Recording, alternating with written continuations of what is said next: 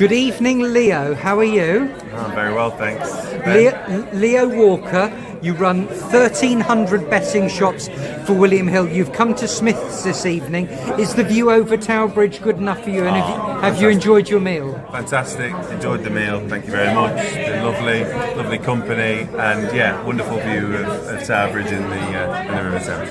Now, we like to learn from people about their lives, about their journeys, about their mistakes, about people who've taught them. And we'd like to learn from you. So are you ready? Yeah, I'm ready. Off we go. So top 10. What led you into the bookmaking business? I mean, I don't know, my earliest memories are going to the races with my dad, whether it be to Monmore or whether it be to Uttoxeter. My dad was an on-course bookmaker before I was born. He worked at SIS. I think he started 2 weeks before I was actually born, and he worked there till I think 7-8 years ago. So my childhood was just going to the racetracks and learning about how to settle lucky 15s, the odds, and then my mum. My mum was just a fantastic. She still is a fantastic mum. But she used to clean the betting shops at the weekend. So at the weekend, I'd wake up and I'd go and help my mum clean betting shops. And then in the afternoon, I'd go to the races with my dad. It was all I've ever known. It's all I've ever wanted to get involved in. So when I turned 18, I just wanted to go work in a betting shop. It wasn't to go study to go to uni. I just wanted to go live and breathe working in a betting shop, and I think I don't regret it. I don't regret it. So it's in the blood, Ben. Is I guess probably the best way to describe it. And where's this blood going to take you to? Where are you going to? Where are you working towards? I mean, it's one of those where you have aspirations, you have targets. I also just like to go with the flow. I think started in the betting shop, went to go work for trading for Coral in Barking. I didn't think I'd be where I am today here at William Hill as a managing director. So I guess the passion, the knowledge for the product, the experience. I just keep striving. I keep learning. I don't know where I end up. I think your ambitions were a little bit higher than you're telling us. Maybe, Ben. But how would you describe yourself, Leo? I think I mean, look, that's never an easy question. I think I like to lead people. I think whether that was when I was, captain of the football team, cricket team, rugby team when I was growing up. I think I can lead people. I think I'm a good leader of people. I think I'm honest, open. I think I've got a good mind around strategy. Good what, sorry? A good mind, good thinking around strategy. Not perfect by any stretch, but no, I think my upbringing, I don't know, has just put me in a good stead for going forward. Yes, I'm always learning. I always want to learn. I'm very self-aware, I'd like to think. I read self-help books. I'm always trying to educate myself. So I don't know. I think I realise I'm far from perfect. I've got to a very decent position to where I am today, but I don't feel like I'm perfect. I'm not arrogant about it. I know that there's things I can do better. So I know. I just think I just want to continuously learn, continuously get better, and so who knows? I think the game, that's the wonder of the game though, is that we know so little, and the game never stops moving forward. Nobody's bigger than the market, and if you have a lust to learn, the game will feed that. I totally agree. I don't think you're spot on. What have you learned in this very, very senior role? You have immense responsibility for thousands and thousands of people's jobs, millions of pounds every day. What have you learnt about yourself, and what have you learnt about others whilst managing so many people and having to carry out such responsibility? I mean, there's certainly been times where at night you go home and you feel the pressure, you feel the stress, and I guess the times I go, I'm not the best husband, I'm not the best dad at the moment, because you take some of those stresses, you don't show it at work. Do you know something now? I always think, when people say, oh, the wife doesn't know if I've had a winning or losing day, I just think that's bollocks, don't you? I totally do. Yeah. I totally do, because actually I think my team, my division, my people, I don't think they truly recognise it. I think it's my wife that probably sees it the most, my family that sees it the most. And I'm trying to get better at kind of not putting it on them. So that actually, do you know what, things haven't gone right today, or if you've had terrible results, do you know what, that's not my partner, that's not my wife's fault, that's not my kids' fault, and I just need to be the best version of them. So I think I'm getting better at that. But Ben, I'll be honest, I haven't been great, certainly over the last 12 months, etc. So I am trying to avoid putting pressure on my family and putting it on them. But it's easier said than done, I think. I think it really is easier said than done. I think fear of failure is probably deep-rooted from your upbringing, if I may say, that you've come a very long way, and you would be terrified of falling and terrified of letting yourself down, your parents down and your family down, and that's probably your greatest strength and your greatest weakness. Yeah, I don't disagree, and I think you've judged me very well there. When I played football, I was always a very good passer of the ball. I wasn't great, but I was always very solid when it came to passing. But you make 100 passes in a game, 98 of them, 99 of them go very well. They go to the player, or they create an assist, or create a chance. But what's the one that I walked off remembering is the one I missed. And that's the same with me today. Today, in fact, where things have gone well, but there's just been one or two things that haven't gone quite as well. And what do I remember? I remember there's one or two things that haven't gone well, but that's fine because it's what drives me on, and it's those one or two things that I just need to make sure that don't I don't take home with me, and that's where for me I've just got to get a bit better at. Do you know something? I must say something. You've been very, very honest there. I respect that. Thank you.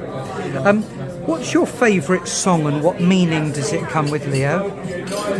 So my favourite song, there's many favourite songs, but my favourite song is With or Without You by U2. Wonderful song. And what meaning? Why is that? And that's because a really good friend of mine, who I've known since I was at school, that was our song. And we will go months without speaking to each other. And that's not because it's intentional, it's just because life gets in the way. He's got his life, I've got my life. We live now many, many miles apart. But we love each other, and when we're with each other, it is like we have never been away. You can pick it straight up again. We pick it straight up. It's like we were back at school. So I can live without him because we get on by. I also can live with him. Do you know something? I've got a friend who I was coming back from a meeting yesterday at the Shard, and I rang her in a taxi and I said exactly the same thing about our friendship. I love friendships like that. When have you felt most disappointed?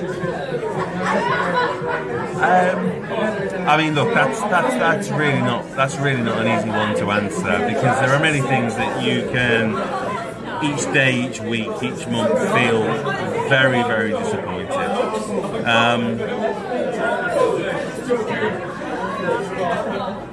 I'm thinking football now because I'm a Man City fan, so I'm kind of going.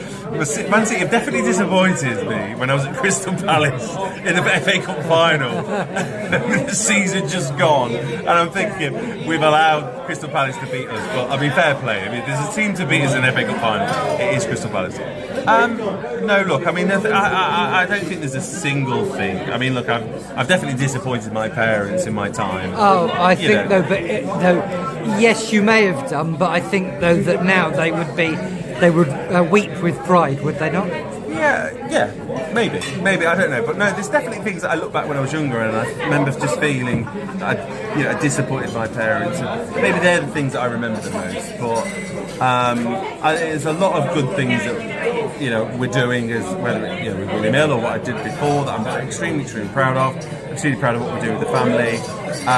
So I don't think I can say there's a single thing that makes me feel like that I truly remember as being fully disappointed. Do you know something though? If you tell lies or you let other people down, really you're only lying to yourself and letting yourself down, aren't you? So I understand quite a lot of what you're saying there.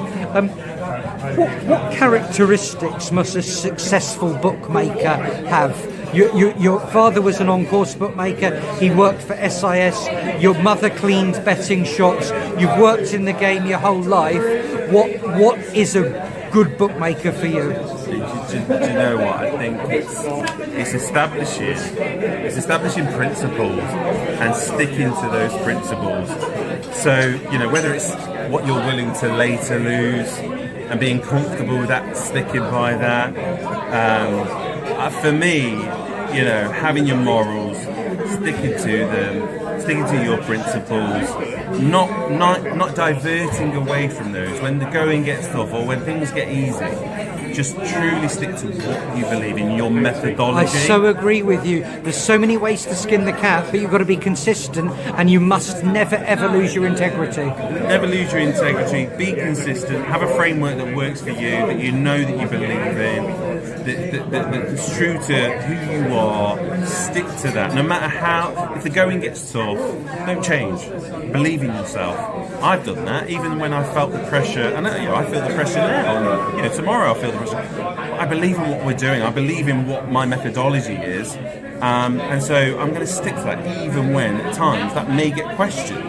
Stick to it. Stick to what you believe in. Stick to the methodology. It will play through. Consistency, integrity, belief, and trusting the process. I agree with you. I think that's for a professional gambler as well. That you cannot keep flip flopping. Be disciplined. What's your favourite characteristic in a friend? Favourite characteristic of a friend is, and maybe if I think about my friends and what they would want to see in me, it's just be honest. Be honest as a friend. Don't beat around the bush. Tell me how you feel. Tell me how you feel about me. Tell me how you feel about yourself. Where can I support you? Open up. I like to think that I'm quite an open person. My friends who I have, I'm quite open with them. I share with them things, and I just, you want to feel that back. It's just open, honesty, transparency, good or bad, so that we can help one another. Speak up. Honesty, I completely agree. If you can't be honest with someone, don't be friends with them. Don't be friends with them. And if you feel like you can't be honest with them because they're going to shoot you down or they're going to judge you, they're not going to be a good friend. They're not going to be a good friend. Yeah, so I agree. Yeah. I've certainly lost some friends along my journey from when I was at school or as you've grown up.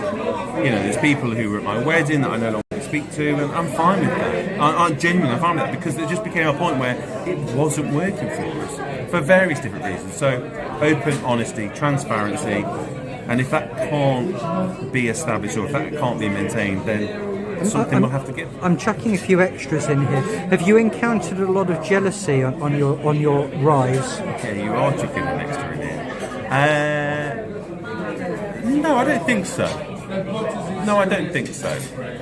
I think I've encountered a lot of support. I think I've encountered jealousy. I think I've encountered a few people questioning whether is that guy ready? Is Leo ready to do that next step? Is Leo ready to do that next role? And that isn't just the role I'm doing now. I think that's previous roles as well. There's no better time than now, Leo. No, I agree. I do agree. So no, I don't think that was jealousy. Or maybe it was, I'm not sure. But I've certainly had elements of people showing doubt in my ability to do the next step. But to be honest, I've just used that as a driver. Ben, honestly, I've just gone, do you know what? I'll prove you wrong. I agree. It's part of success. Have you ever had a mentor? If so, are you able to say who? And what have they taught you that you carry with you every day? I think I have had. I'm very lucky that I've had quite a few mentors in my career. I start with my old man, my dad. Earlier on, I promise I wanted to say that later I knew you were going to say that. Go on. Yeah, and what do you carry with you from your father? Just because I think he'd be embarrassed if I was to say that. But, he just taught me to always be true to yourself, be open, be honest. Even if you have to make a tough decision, just always explain why you're making that decision. Just own it. And I think my people in William Hill, or even those that worked with me before, I think they'd all say that Leo made some tough decisions, but he just owned it. He was the person that fronted it up. He never shied behind a com. He never shied behind an email. He never let someone else deliver that news. He delivered that message, and I will continue to do that. My old man also said, first perceptions are important. So whenever my dad comes to see me, I always make sure the weeds at the front, at the drive at the front of the house are always, tucked away, or you're clean shaven. He always said, first perceptions are important, and I believe in that. I truly believe in that. So my dad's been a fantastic mentor for me. He obviously taught me the very basics of bookmaking, and settling lucky 15 jankies when I was growing up doing maths. And then throughout my career, I've just had some great bosses. I've just had some great mentors. I mean, I can reel them off. Dave Brown, former training director of William Ellen Coral and Abbott's Coral. Jamie Crossmill, my former boss from Hinckley, who is the godfather to Eloise, my daughter, who I just have the incredible amount of passion and respect for. Sports bar director at Entain now. Andy Hicks, my former boss, just genuinely incredible. Mark Chambers, a former boss.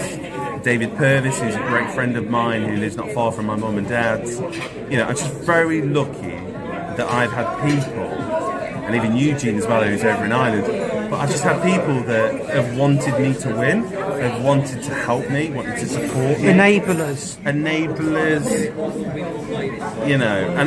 do you know what? And I try my hardest, genuinely, to pass that on.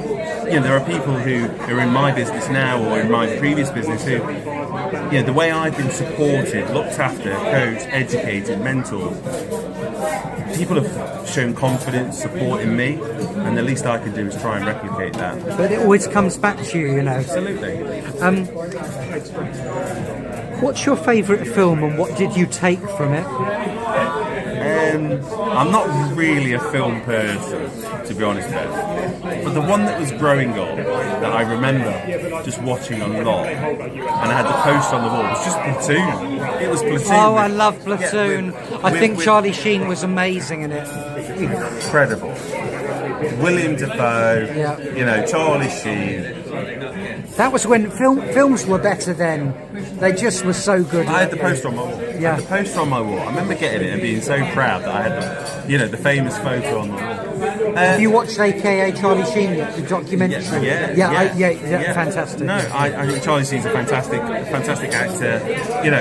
That's my favourite. That is my go-to film. If I go, I rarely watch TV. But if I was to go back and say, right, I'm going to watch a film, it would be Platoon that I put on because it's just a film I can watch. And what do you take from it, though? Do you know what I take? This also goes back to when I was 15. Then I was at school. Captain of the football team, captain of the rugby team, captain of the cricket team. Doing okay at school. Wasn't really 100% trying. My old teachers will testify for that. But then we went to the battlefields in France, Flanders Field, and my God, when you just see the graves of those cemeteries, and then I was asked by my old teacher at the time, Leah, read a poem out on above the grave of a 14-year-old boy at Essex Farm Cemetery. I was like, why are they asking me? And he was like, Leo, because you articulate yourself well. I'm not sure I'm that great, but... And that moment changed me, Ben. It absolutely fundamentally changed me. I was reading a poem out, the grave of a 14-year-old boy. And I was like, what am I doing? I'm the captain of everything. I'm not really trying. I need to check, because I need to...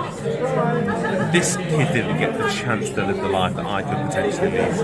And so I think with Platoon, things like war films, I am a war film buff. It's because people have sacrificed so much for their countries. That inspires me. I think you like the bravery and the humility. The bravery, the humility, and the fact that, in that film, Charlie Sheen's this young boy. He doesn't even know who he is. He doesn't know what he's about. He's a young boy that has gone on to this big wide world, and he has found himself, and he's probably realised he can do things that he didn't realise he could have done before. He's shown extreme bravery, and maybe in a strange way, I think I was 18, I'm living in Burton-on-Trent in the Midlands, where we love our beer. I go get a job, which I didn't expect to get in London, and all of a sudden I'm in London, and I've got to go, I'm dealing with all of the hustle and bustle of London. I've never been to London before.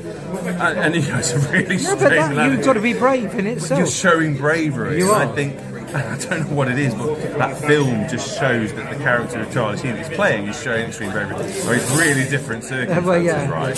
Really different. I'm certainly not comparing myself to that, but there's certainly something in that, is that you show bravery, and I think you find yourself, amongst people who, there are people, when I joined coral trading back in the day, embarking, there were a few guys, Phil, Tim, Gareth, Nick, James Knight, Ian Wassell. There were people that we quickly became friends with, we became a clique. I mean, I think Charlie Sheen established that within the two, right? He did, yeah. What are you scared of, to finish off with? You're an alpha, you're humble, you're self-aware, you want to better yourself, you want to be the best version of yourself. What are you scared of? I think there's a couple of things. I'm scared of not being present as a husband, as a dad, and I certainly have sacrificed, and I continue to sacrifice an awful lot. And I'm not going to say I'm the best husband or the best father of my children, because I'm away from home a lot. And even when I am back at home, you know what it's like. You've been away all week. You're not always necessarily on it. Yeah, you get told that you're there but not there. So I think there's definitely a fear of, because my dad, I'm not just always present for us, and I'm not necessarily replicating that. So I think there's a fear that I'm just not there. I'm not present as a father, as a husband. I recognise that, and I know I need to do more. So I've just got to get on with it, if I'm honest, Ben. But I fear that I'm just not being the good husband, the good father that I should be. Leo Walker, you are emotionally available. You are aware. You are more self-aware. You are brave. You are ambitious. You want to attack, you live every day. You're a good example of the way to be, and we've learnt from you. Thank you and good luck. Thank you very much, Ben. Enjoy it.